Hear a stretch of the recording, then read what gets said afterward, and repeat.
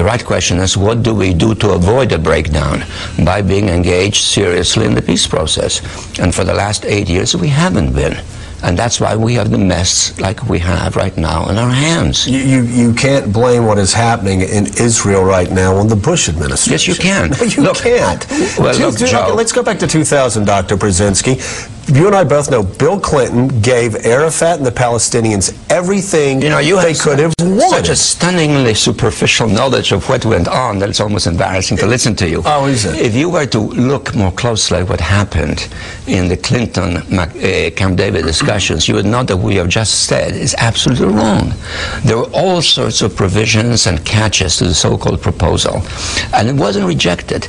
The negotiations went on in Taba, and then there were elections in Israel, and Sharon came in, and everything got aborted.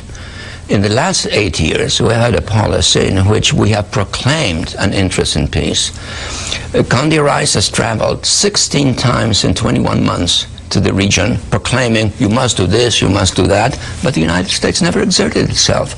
So the issue that Obama faces, and that's a question that you raised, is, are we going to be sitting there issuing condemnations, whether it's of Hamas or of Israel or anybody else, or are we going to be seriously engaged in the peace process? That is the question. We have another block, and I'm very excited about that because I'm stunningly superficial.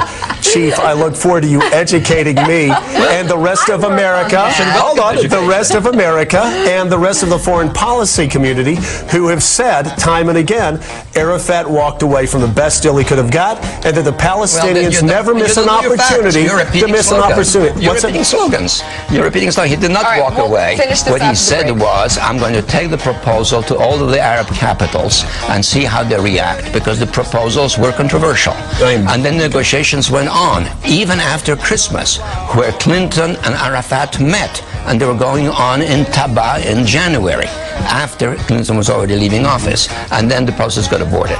It's helpful to know a little bit about it. This very exciting, Chief, that you know things that the rest of the international community doesn't know. You're going to judge your knowledge by the sort of collective standards of 300 million people. Then don't be surprised that you're embarrassed. I'm not embarrassed. I read the New York Times and Washington Post and Foreign Affairs. You know what I'm going to do? I'm going to throw those away, and anytime I have a question, I'm going to call you up. Let me spell it to you. T-A-B-A, Taba negotiations. Look him up. It will be helpful. I'll do that, and I'll throw out papers and Foreign Affairs and everything else I read. All right, more with the Chief when we come back on the stunningly superficial Morning Joe. How you doing, Mika? I'm good. Good.